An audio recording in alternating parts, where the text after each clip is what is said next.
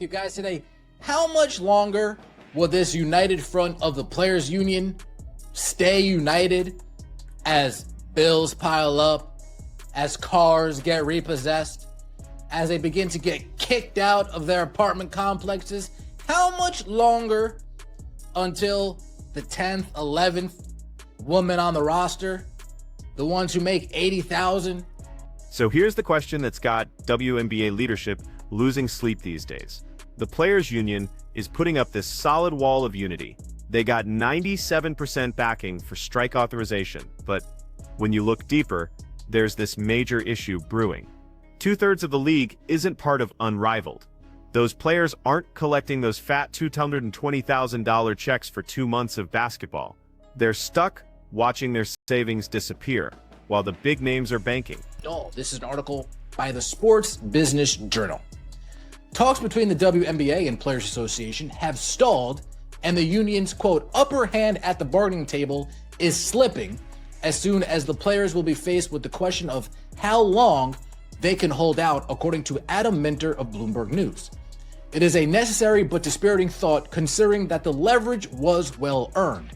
Sports Business Journal dropped a report that should have the Players Association sweating. Their breakdown shows exactly what's going down, and it's pretty ugly. The union's power is fading fast. Here's the thing most folks miss about this whole situation. Caitlin Clark walks in and boom, suddenly these players have real negotiating power for the first time ever. Crazy ratings, packed arenas, huge media contracts, but this power doesn't last forever. And right now we're watching the clock run out. By well earned, we mean Caitlin Clark showed up and they suddenly had some leverage in their pocket. Publicly, the Players Association is presenting a united front, but the outward appearance masks a complex private reality. Many players can't afford to wait indefinitely. Unrivaled provides a lens for understanding the divide.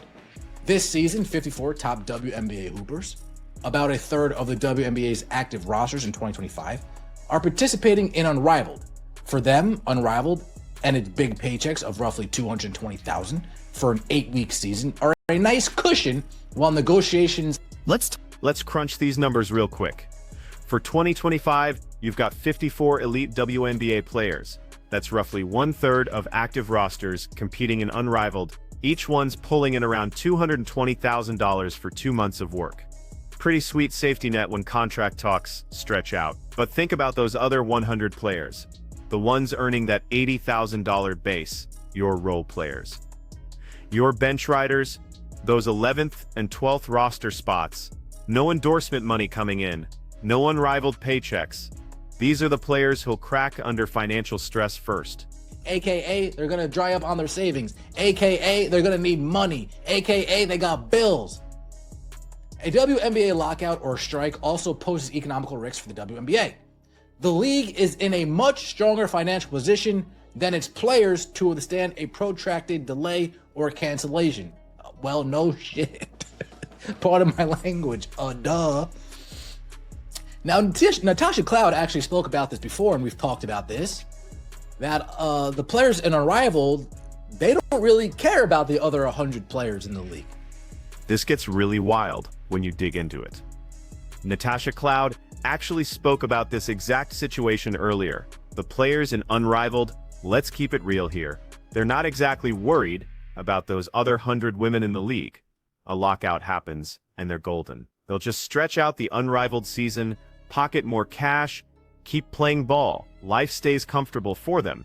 But those role players are staring down a totally different nightmare. Bills keep coming, car notes still due, rent checks still need clearing. Eventually, that 97% solidarity starts falling apart. They just want to get paid all the money that they feel that they missed during the NIL era.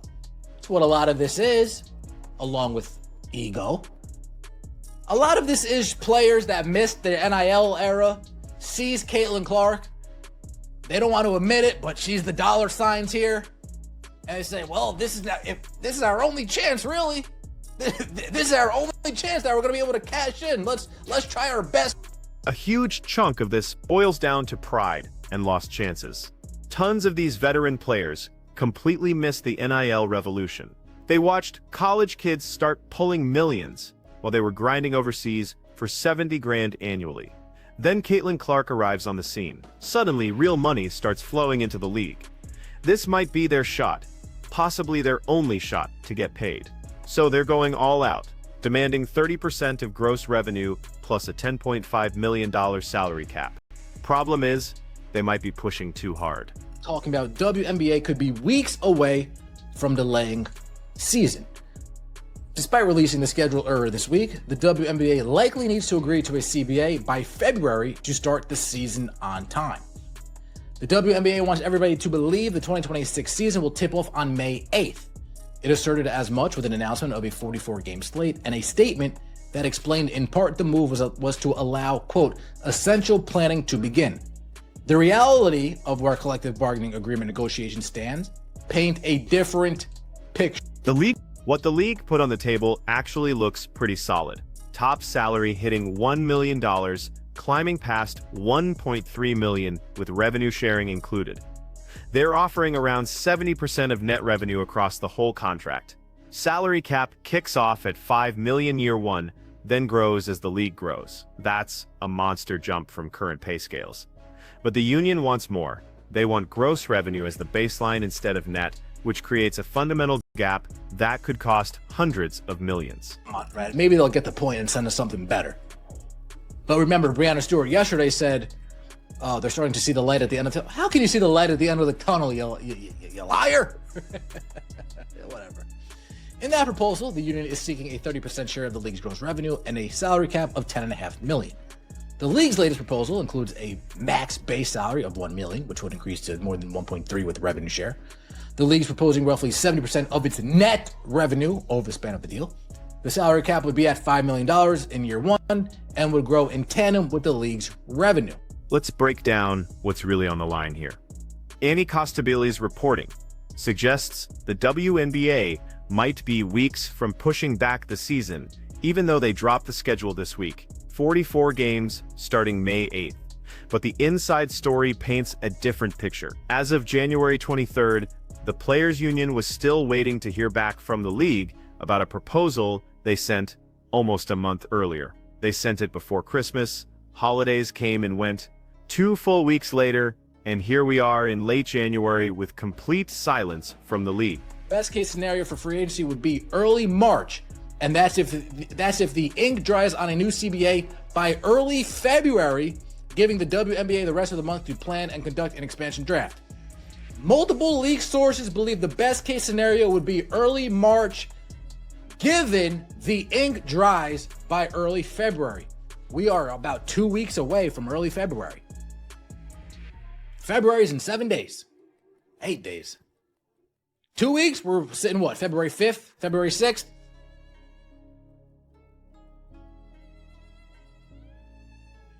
They need to get a deal soon before we start pushing the schedule back. This makes Breanna Stewart's recent comments seem pretty strange.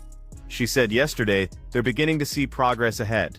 But how do you see progress when the league hasn't even acknowledged your proposal in 4 weeks? That's not moving forward. That's being stuck. Meanwhile, general managers are completely in the dark about expansion draft rules. Toronto Tempo and Portland Fire need to figure out how to construct their rosters, but they can't make any plans without a new CBA locked in. The core designation, basically like the NBA's franchise tag, is part of these negotiations, and that could dramatically change which players become available in the expansion draft. However, in the middle of free agency, front offices will also be preparing for the 2026 WNBA draft, currently held April 13th. The league has never lost games to a work stoppage in its 29-year history. The next 2 weeks will be an indicator of whether its 30th season will be the first time it does. If the deal doesn't get done soon, might not be a lockout, there might not be a strike, but at the bare minimum, they're going to need to delay the season or start chopping some games off. Instead of a 44 game, it'll be a 38 game. They missed the first 6 games because they push it back 2 weeks. They mixed the first 10 games because they push it back a month. Several league insiders think the earliest possible start for free agency would be early March, but only if they get a new CBA signed by early February. We're 7 days from February. That leaves maybe 2 weeks to hammer out a deal, finish all the paperwork, and get signatures.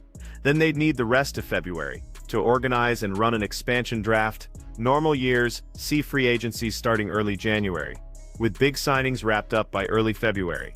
We're way behind that schedule. Training camp is set for April 19th. The draft happens April. Everything's getting jammed up. Earlier, how much longer will that 97% of players that agreed with the strike dwindles to 90%, dwindles to 80%, dwindles to 65%? Might not be able to vote again. I doubt they can vote on that again. But the rumblings and the talk behind the scene, it'll get back to them. And they'll say, damn, we're not really united anymore. These girls fractured and they don't agree with it anymore. And they're kind of starving and they need to pay for this and she needs to pay for that. And let me know what you guys think in the comment section below. I appreciate it. Thanks for sticking with me here. So here's the actual situation. If they don't close a deal quickly, they're not necessarily facing a complete lockout or strike. But at minimum, they'll have to delay the season or cut games. Instead of 44 games, maybe it drops to 38 because they lose the first 6 games, pushing everything back 2 weeks. Or maybe 34 games because they delay a full month. The league has never lost games to labor disputes in its 29-year run. The next 2 weeks decide whether season 30 becomes the first exception. Which brings us back to the core issue. How long does that unity last? Right now it's 97%. But what happens when it slides to 90%, then 80%? They probably can't call another strike vote. But the whispers behind the scenes will reach leadership. The stars will realize their power is vanishing because half the league stopped supporting the approach. Consider what this does to those role players. They're being told to sacrifice their financial stability so Breanna Stewart and Nneka Ogwumike can negotiate for maximum salaries they'll never touch. The new CBA might boost base salaries from $80,000 to $250,000. That's transformative money for the 12th player on a roster. But only if there's actually a season happening. If they strike or get locked out, that money vanishes. Their rent doesn't vanish. Their car payments don't vanish. Their student loans don't vanish. The unrivaled players can afford to wait. They're earning more in 8 weeks than most WNBA players make all season. They can extend their season, keep collecting paychecks, and treat this whole negotiation like a small annoyance. But for everyone else, this is their income. This is how they cover expenses. And eventually, they're going to look at Breanna Stewart and A'ja Wilson and Sabrina and Ionescu and realize, you don't really care about us. You care about maximizing your own paychecks. Here's what makes this especially maddening. The league's proposal is actually solid. Not perfect, but solid. $1 million max salary represents a huge leap from current figures. 70% of net revenue is substantial. The salary cap growing with league revenue means players benefit directly from league success. But the union is digging in for 30% of gross revenue, which changes the entire calculation. Gross revenue ignores operating costs, league expenses, or investment in expansion. It's demanding a piece of money before the league even covers its bills. The NBA gives players roughly 50% of basketball-related income, but that's BRI, not gross revenue. It's a negotiated definition that excludes certain costs and expenses. The WNBA players want 30% of gross, which in many ways actually hits harder than the NBA's 50% of BRI, when you factor in the different math. And they're making this demand while the league still operates at a loss, still gets subsidized by the NBA, still working toward financial independence. Look, I get why players are angry. They've been underpaid for decades. They've watched the NBA generate billions. While they barely survived, they've had to compete overseas just to earn decent money. I understand, but there's a difference between fighting for fair pay and overplaying your position so badly that you walk away with nothing. And right now, the union is dangerously close to that edge. Because here's what's real. If they delay or cancel the season, they lose momentum. Caitlin Clark's rookie impact was magic in a bottle. The ratings, the crowds, the media buzz, that doesn't just pause and restart when convenient. Fans move on. Casual viewers find other interests. Sponsors get anxious. The WNBA finally had mainstream spotlight. And they're gambling it all over the gap between a solid deal and an amazing deal. The league has more power than people realize. Sure, they need the players, but they can also afford to wait. They're supported by the NBA. They have deep resources. They can survive a delayed season, or even a canceled season, better than the players can. And they know it. That's why they're ignoring the union's proposal for a month. They're waiting for pressure to mount, for cracks to appear, for those role players to start asking tough questions. And those questions are coming when the 10th player on the roster can't cover her car payment. She's gonna wonder why she's sacrificing for Breanna Stewart's maximum salary. When the 11th player gets an eviction notice, she's gonna question whether this strike authorization really helped her. When the 12th player is eating ramen for dinner because her money's gone, she's gonna realize that unrivaled players aren't hurting at all. That's when the union's strategy crumbles. Not because the league sweetened the deal, but because the players can't afford to keep fighting. And that's exactly what the league is banking on. They're playing patience, knowing that time favors them, knowing that financial pressure will eventually break the union's solidarity. It's harsh, it's strategic, and it's probably going to succeed. So the real question isn't whether the players deserve better money.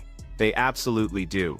The question is whether they're willing to gamble everything they've already achieved by holding out for a deal that might not exist, because if this negotiation stretches into March, into April, if they start canceling games or delaying the season, they might look back and realize they had a solid offer sitting there, and let it disappear, chasing something impossible. What's your take on this situation? Do the role players eventually Does the union stay strong and force the league to meet their demands? Or does this whole thing fall apart into a delayed season where everyone loses? Share your prediction in the comments, smash that subscribe button, and tell me if you think I'm off base about any of it. Because one way or another we're about to discover just how united this players' union actually is.